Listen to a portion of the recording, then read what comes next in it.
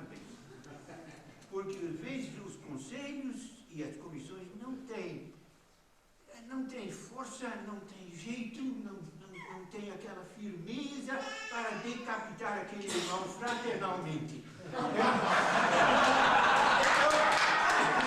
Infelizmente, eles deviam fazer. É a coisa mais triste, irmãos.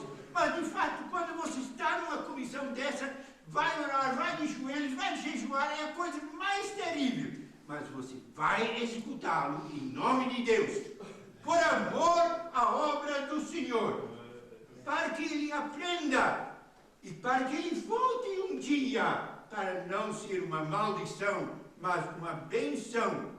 Ó, que não sejam envergonhados por minha causa. E note bem, esse é o Salmo de Davi, que era um símbolo do Senhor Jesus Cristo. E é um salmo messiânico, porque diz no mesmo salmo, pois, versículo 9, o zelo da tua casa me consumiu, o Senhor Jesus. E, por exemplo, também em versículo 21, por alimento me deram fel, na minha sede me deram a beber vinagre. É o Senhor Jesus que orou não sejam envergonhados por minha causa. E nós não sabemos o que o Senhor Jesus orou na cruz.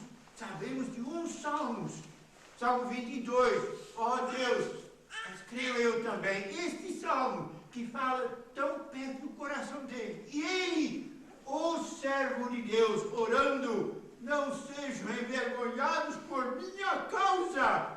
Ele aguentou, podia ter descido, mas ele não desceu por amor de você, por amor de mim, que está olhando assim de todos os lados do canto da história, ó Senhor. E ele orou, não sejam envergonhados por mim.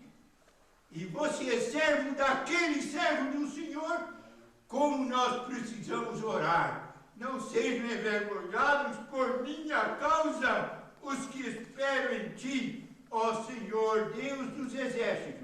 Vamos cantar. A melodia é também aquela que vivifica a tua igreja, fortalece a tua igreja. É muito conhecido. Vamos tentar cantar. Os irmãos todos receberam este. Oh, que não sejam envergonhados por minha causa, ó Senhor. Oh, que não sejam envergonhados os que me esperam crendo. Oh, que não sejam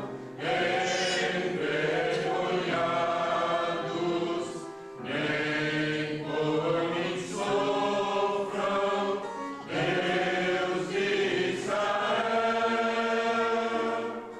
Oh, que não sejam envergonhados os que te buscam, Deus fiel. Espero para aprender. Agora vamos fazer essa comemoração do servo do Senhor. Tá bom, vamos ficar em pé, irmão. Orando. Oh, que não sejam envergonhados por minha causa, ó Senhor. Oh, que não sejam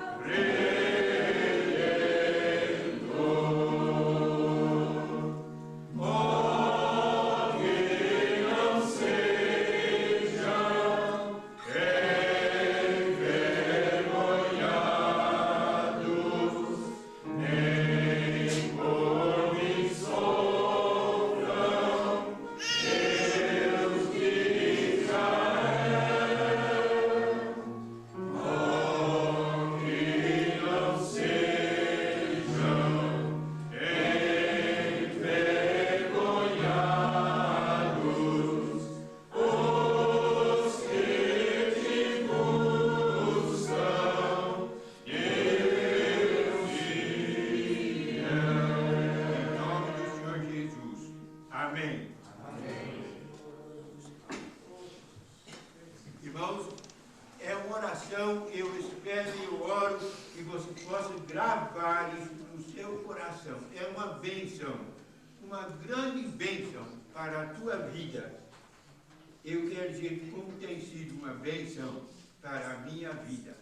Porque eu me lembro de tantos erros que eu cometi no meu trabalho missionário como pastor. Muitos erros. E ainda os erros que nem me lembro, e ainda os erros que nem percebi. Já pensou? Senhor, desculpe! Agora, o erro menos prejudicial é o sofrimento que cada um com a língua, uma outra língua. Também os irmãos sabem que quando nasceu o movimento pentecostal, então pensavam que não precisavam mais aprender línguas, mas como precisam sofrer também esses queridos irmãos. É difícil, como a gente queria que pudéssemos falar assim de repente, como Pedro em outras línguas. Então, mas às vezes Deus dá, mas assim mesmo serve para uma hora e de resto, aguenta, irmão. Vai sofrendo, vai suando, vai suando. Agora, eu aprendi também uma coisa, são erros pacíficos, viu, irmãos? Eu tinha um colega muito querido, um homem muito culto, brasileiro, eu amava e estimava muito, mas ele falava um português tão floreado que eu precisava, numa página quase de 5 vezes do dicionário, para descobrir o que ele estava dizendo. Eu não podia falar assim. E um dia ele disse, sabe, Francisco, porque Deus abençoe o seu trabalho, porque você fala tão mal o português e todo mundo entende. Amém, aleluia! Então, quando você está sofrendo, então se acalma, querido irmão. Não é que não devia estudar para burro, claro, porque eu sempre tenho orado para que a palavra não sofresse por causa da minha palavrinha. A gente também pode errar muito. Eu me lembro uma vez, depois de pregar na igreja de Madalena, lá em Recife, um dos meus filhos disse, Papa, o senhor não pode dizer isto. Eu disse, meu filho, eu aprendi com você. Ele disse, sim, mas o senhor não pode, pelo menos não no púlpito.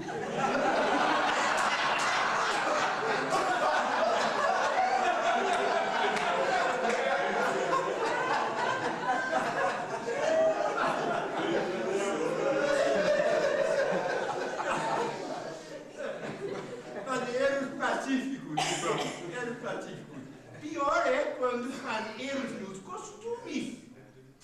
Pois quando eu era leitor de seminário, na hora de distribuir os diplomas, às vezes eu tinha de pedir desculpe aos queridos irmãos estudantes que estavam se formando. Então disse, irmãos, desculpe quando eu, sem querer, machuquei você ou você ficou assim, ofendido, mas o problema é que o holandês anda de tamanco, ele nem percebe quando ele diz nos dedos. Ele não sabe que tem outro problema, o brasileiro tem dele de 1 metro. Então, nem querendo, a gente pisa, sem querer. Mas a prova é que estávamos muito perto uns dos outros. Era consolação. Mas era um problema de costume, propriamente, e Deus vai te ensinar qual é o jeito, assim, né? Simbolicamente, mas não tem problema. Ainda é um problema pacífico, mas pode ser mais prejudicial. Agora, pior é quando a gente faz um erro, besta até, numa pregação.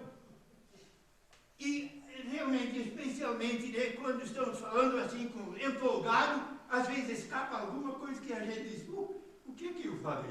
Eu não devia ter falado isto. E eu me lembro uma vez que eu estava pregando, visitando o irmão da Margarida, que é pastor lá na Austrália. Ele era diretor da Bible League, mandou um container full de Novo Testamento para o Brasil, estávamos lá e eu tinha de pregar lá. Então, de repente, nem estava na minha anotação, de repente eu me lembrei o que a minha avózinha falava, a minha avó, para você entender, era uma frísia. E uma frísia é assim, pop, não é? Então fala assim diretamente, viu? No sentido já foi pior, etc. Né? Mas então ela disse uma vez, eu disse, avó, eu acho que eu gostaria de morrer cedo. Então ela disse, então, quem quer morrer cedo tem de se enforcar cedo também. Uma palavra ao neto. E de repente eu falei isto citando a minha avózinha. Nem percebi, mas houve um silêncio na igreja. Chegando em casa, a minha cunhada ficou brava comigo, disse, Francisco, como você pode falar uma besteira dessa? Porque na semana passada, não, algumas semanas atrás, uma senhora da nossa igreja se enforcou. Eu disse, Senhor, o que é que eu falei? Mas já saiu? Não pode ter. Mas ela estava bala da vida e não é de estranhar. E eu quase nem podia dormir, de tão triste que eu estava, que tinha atrapalhado a pregação da palavra com a minha palavrinha errada. No outro dia, um carro chegou em frente da casa deles, saiu um homem, e daí a cunhada disse, é ele. Entrou um homem na casa, homem, comerciante, fabricante, e eu pensei agora, ele disse, pastor, eu quero lhe agradecer. Eu sou o marido daquela senhora. Mas o que o senhor falou foi uma bênção para a minha família, porque nem podíamos falar sobre o assunto. Isso abriu o coração de todo mundo, quebrou o gelo. E temos chorado juntos, foi uma bênção tão grande. Aleluia, aleluia, apesar de si mesmo. Então ele foi embora, agradecemos a Deus, ele foi embora e ele tirou o envelope, ele disse, este é para o irmão, para o trabalho. Depois abrimos, $500! Vinha por cima!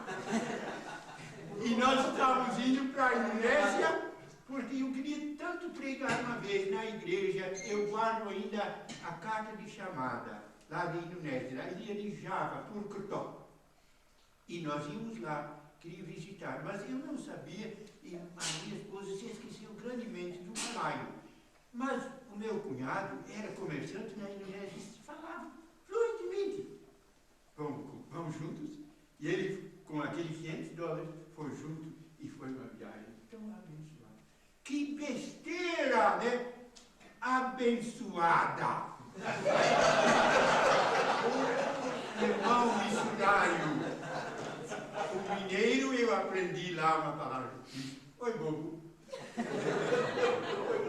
E eu digo, obrigado pelo lembrete, caríssimo e amado colega. Foi bom. Então, irmãos, cada um de nós podia fazer uma exposição dos seus erros. Eu digo, se esqueça, irmãos. Se esqueça. Porque está na mão de Deus, você não pode retratar essas coisas. Deixe na mão de Deus, a sua graça vai ser aperfeiçoada, vai chegar ao alvo, apesar de nós. Nos exemplos da história também a gente percebe isso. Quando eu falo em William Carey, né, só posso falar com profundo respeito. Tem ainda tempo, irmão? Tem? Então, sabe, irmãos, William Carey, um grande servo de Deus. Mas chegando lá, eu diria, meu querido irmão, foi sábio levar a sua esposa para o campo missionário.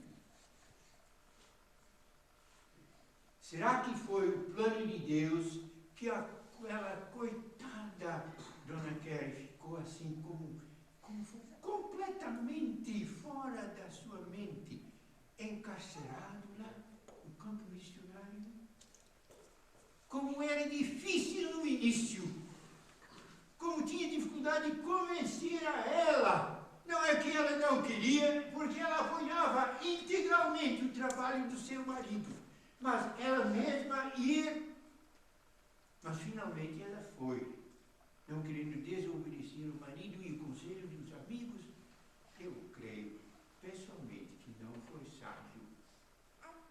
Eu creio que foi um engano santo, mas que podia ter sido evitado. Ele devia ter, quem sabe, ido sozinho. Vamos orar bem. E ela teria dado um grande abraço, tinha chorado nos cuidados da criançada, e a missão teria revertido sempre um dinheiro, cada mês a ela, para que ela não passasse fome. Ele teria trabalhado, voltando de vez em quando assim para casa. Carey, será que não foi um engano, irmão? Eu não sei, mas eu não acho que de fato foi o plano do Senhor este.